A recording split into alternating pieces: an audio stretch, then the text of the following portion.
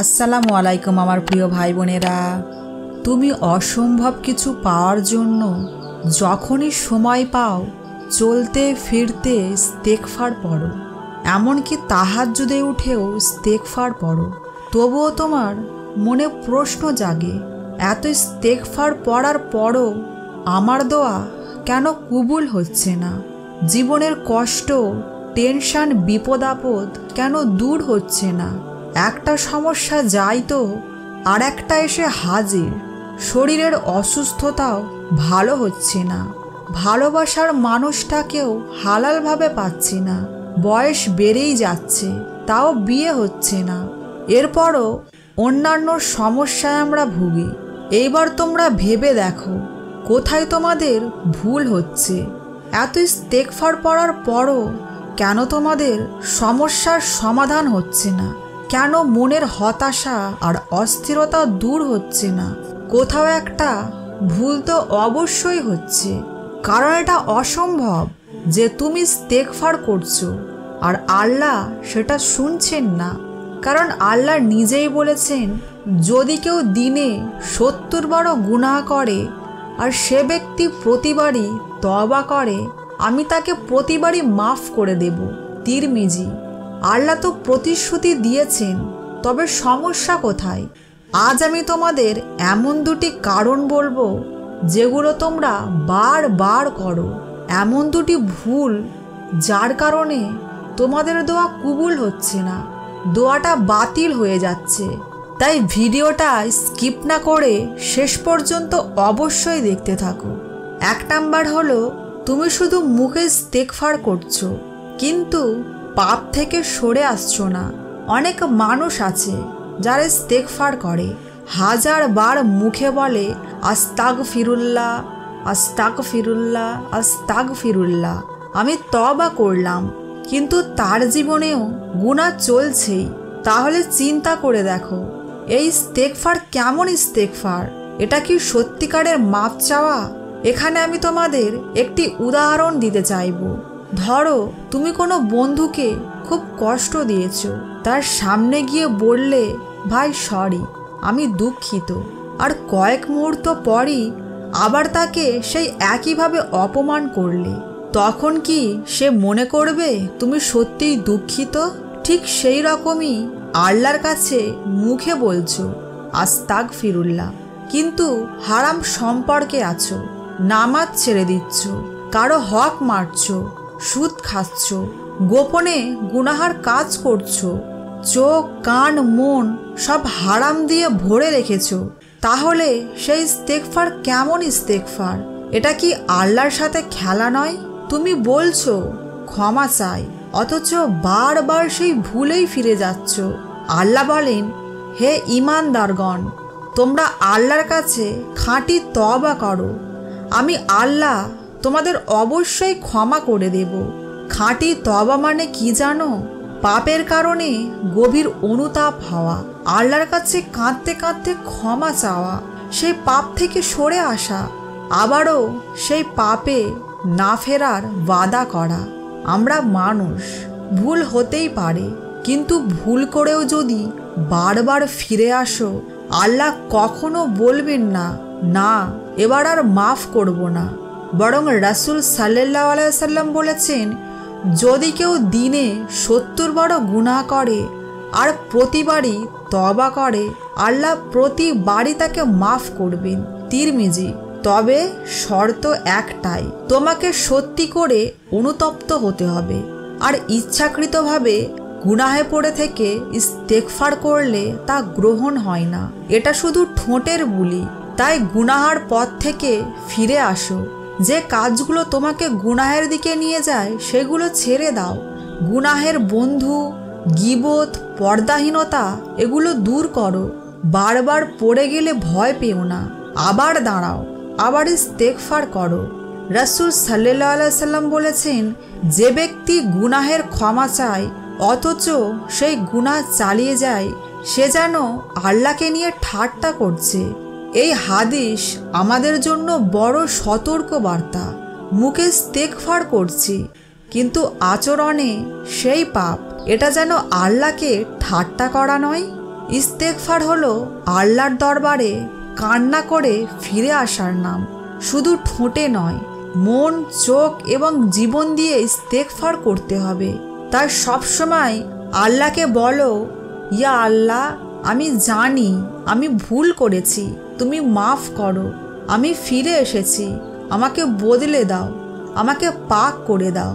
এই রকম ইস্তেগফারই বদলে দেয় নিয়তি, কবুল হয় দোয়া, আর খুলে দেয় রহমতের দরজা ইনশাআল্লাহ। 2 নাম্বার হলো, তুমি ইস্তেগফারের পরও তাকুল করছো না, বরং হতাশ হয়ে যাচ্ছ।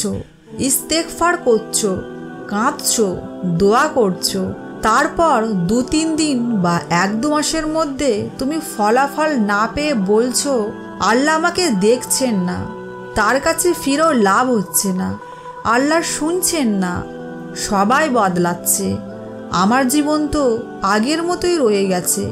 এই কথাগুলো আসলে কি বলছে? তুমি মুখে আল্লাহকে ডেকেছো, কিন্তু অন্তরে তার উপর আস্থা রাখোনি। তুমি চাও ফলাফল, তুমি যেমন চাও, যেমন সময়ে চাও, আর সেটাই না পেলে হতাশ হয়ে যাও। এটাই হলো সবথেকে বড় ভুল। কারণ আল্লাহ কারোর গোলাম নয় যে সাথে সাথে আমাদের ইচ্ছা মতো কাজ করে দেবেন। তিনি সর্বজ্ঞ, সর্বশক্তিমান, আর তিনি জানেন তোমার জন্য কি ভালো কি খারাপ। আল্লাহ দেরি করেন কিন্তু অস্বীকার করেন না। তুমি হয়তো ভাবছো দোয়া তো কবুল হচ্ছে না, কিন্তু আল্লাহ বলেছেন, তোমরা আমাকে ডাকো, আমি অবশ্যই তোমাদের ডাকে সাড়া দেব। হয়তো তিনি সময় নিচ্ছেন, কারণ তিনি চাইছেন তুমি আরও বেশি তার দিকে ফিরে এসো। এখানে আমি তোমাদের আরেকটি উদাহরণ দিতে চাইব। একটি শিশু তার মায়ের কাছে কেক চায়, মা তখন তাকে দেয় না, কারণ জানে এই মুহূর্তে কেক খেলে শিশুর পেট খারাপ হবে। শিশুটি ভাবে, মা কি আমাকে ভালোবাসে না? তুমি সেই শিশুর মতো, তুমি চাও আল্লাহ যেন সাথে সাথে দিয়ে দেন, কিন্তু আল্লাহ তো জানেন কোনটা তোমার জন্য আসল রহমত। তাই কোনোদিনও হতাশা হবেন না। হতাশা হলো আল্লাহর উপর আস্থা হারিয়ে ফেলা। এটা এমন এক গুনাহ যা মানুষকে ধ্বংসের দিকে নিয়ে যায়। শয়তান ঠিক এই জায়গা থেকেই আমাদের মনকে কাবু করে। শয়তান বারবার তোমার মনকে মনে করিয়ে দেয়, তুমি তো অনেক ইস্তেগফার করেছো, কিছুই তো হলো না। এই ওয়াসওয়াসা দেয় শয়তান। তখনই আমরা দোয়া বন্ধ করে দিই, ইবাদত থেকে দূরে সরে যাই, আল্লাহর উপর আস্থা হারিয়ে ফেলি। এইটাই শয়তানের চূড়ান্ত জয়। শয়তান বলেছিল, ইয়া আল্লাহ, আমি তো আদম আলাইহিস সালামকে ধোঁকা দিয়েছি, আমি তোমার ইজ্জতের কসম করে বলি, আমি তার সন্তানদের পথভ্রষ্ট করব কিয়ামত পর্যন্ত। তখন আল্লাহ বলেছিলেন, আমার সম্মান ও মহিমার কসম, যতদিন তারা ইস্তেগফার করবে ততদিন আমি তাদের ক্ষমা করব। তাই তোমরা আল্লাহর উপর তাওয়াক্কুল করো, অর্থাৎ সব কিছুর ফলাফলের ভার তার উপর ছেড়ে দাও। তোমার কাজ হলো ইস্তেগফার করা, দোয়া করা, ইবাদতে অটল থাকা। আর মনে রেখো, আল্লাহ যা জানেন আমরা তা জানি না। একটি আয়াত মনে রেখো, তুমি ভাবো না তোমার রব গাফেল, বরং তিনি সবাইকে একটি নির্দিষ্ট সময় পর্যন্ত অবকাশ দিচ্ছেন। সূরা ইব্রাহিম 42। অতএব ইস্তেগফার করো, আবার করো, কাঁদো। ফলাফল দেরিতে এলে ভয় পেও না। সেটা হয়তো তোমার পাপ মাপের সময়, হয়তো সেটা তোমার অন্তরের প্রশিক্ষণ, হয়তো সেটাই তোমার জান্নাতের টিকিট। রাসূল সাল্লাল্লাহু আলাইহি সাল্লাম বলেছেন, আল্লাহ দোয়া কবুল করেন যতক্ষণ না বান্দা অধৈর্য হয়ে বলে, আমি তো এত চাইলাম তবুও কবুল হলো না। বুখারী হাদিস। তুমি যদি আজই বলে ফেলো হচ্ছে না কিছু, তাহলে তুমি হয়তো দোয়ার দরজা নিজের হাতে বন্ধ করে দিচ্ছ। মনে রাখবে, ইস্তেগফার হচ্ছে দরজায় কড়া নাড়ার মতো, আর তাওয়াক্কুল হচ্ছে সেই দরজা। তুমি যদি বিশ্বাস হারিয়ে ফেলো তাহলে তোমার সব ইবাদতও শুকিয়ে যাবে। তাই আল্লাহর রহমত থেকে হতাশ হইও না। আল্লাহ সমস্ত গুনাহ ক্ষমা করে দিতে সক্ষম। ইস্তেগফার মানে হলো আল্লাহর কাছে ক্ষমা চাওয়া। এটা শুধু একটা দোয়া নয়, এটা এক ধরনের আত্মশুদ্ধির পথ, আল্লাহর কাছে ফিরে আসার দরজা। ইস্তেগফার পড়লে আল্লাহ রিজিক বৃদ্ধি করে, বরকতের দরজা খুলে দেয়। কুরআনে আল্লাহ তাআলা বলেছেন, তোমরা তোমার প্রতিপালকের কাছে ক্ষমা প্রার্থনা করো, নিশ্চয়ই তিনি ক্ষমাকারী। তিনি তোমাদের উপর আকাশ থেকে প্রবল বৃষ্টি বর্ষণ করবেন।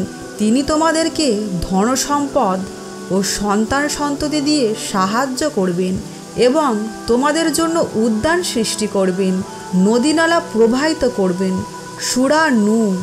আল্লাহ সুবহানাহু ওয়া তাআলার এত প্রতিশ্রুতি কি কম না, যেখানে তিনি বলেছেন বৃষ্টি হবে, রিজিক দেবেন, ধনসম্পদ দেবেন, সন্তান দেবেন, গুনাহ মাফ করে দেবেন, বিপদ আপদ দূর করে দেবেন, দুশ্চিন্তা দূর হবে। ইস্তেগফার হলো সেই গোপন অস্ত্র যা তোমার অদৃশ্য দুঃখ ও দোয়া না কবুল হওয়ার কারণ দূর করে দেয়।